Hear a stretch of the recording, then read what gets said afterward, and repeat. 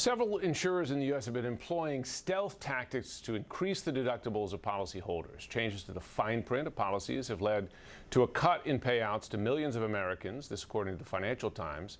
The move comes as insurance companies grapple with the costs of more frequent extreme weather events, which has led to greater losses on many home insurance policies. Joining me now, Tim Zawacki, Senior Research Analyst at S&P Global Market Intelligence.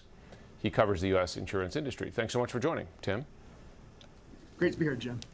So, there are two elements to the story. One is raising deductibles without telling your customers.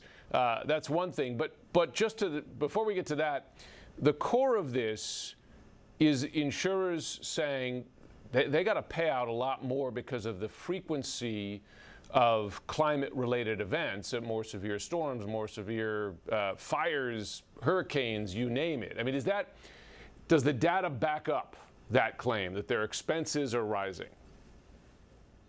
Well, just a statistic for U.S. insurers between 2017 and 2024, homeowners companies lost upwards of $40 billion on their underwriting. And a lot of this due to all of these kinds of events, whether it's hurricanes, hailstorms, wildfires, as we saw earlier this year in Los Angeles.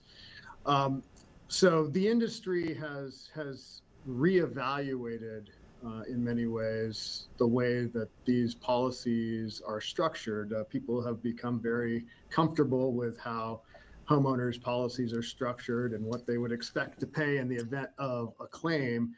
And now it's more important than ever to look at the terms and conditions of those policies because, as you mentioned, there's a number of different elements that have been changing as companies attempt to reduce the volatility that they've been facing year in and year out from these more frequent and severe storms. Yeah. The other thing that's happening, right, is some insurers are just flat out refusing to insure homes and businesses in some places too. So that's a big part of what's going on. The industry has been able to take advantage of much more sophisticated technology in a couple of ways in looking at the business that they insure. One of the ways they do that is through what's called catastrophe models. And they gauge the amount of exposure an individual property might be at risk for any type of different extreme peril, whether it's a flood, hurricane, or severe convective storms. And when I say severe convective storms, that means things like hailstorms, tornadoes, straight line winds. And some of these events have not been very well modeled in the past, and the industry is just getting a better sense of exactly the kind of exposure that they could face in some of the more extreme events. The other piece of this is that they are able to employ much more granular and sophisticated aerial imagery, even use of drones to evaluate the condition of a property, whether that's having very large tree limbs hanging over your house, or maybe your roof is only 5 or 6 years old, but it isn't holding up as well as one would assume for a roof of that age. And ultimately, the industry is looking to make sure that they stay solvent and are able to pay claims when they come due. And to do that, they're looking much more closely at individual properties to make sure that the rate that they charge matches the risk that they're facing. Now, somehow, though, despite all these increased costs and payouts, aren't insurance companies pretty profitable historically right now?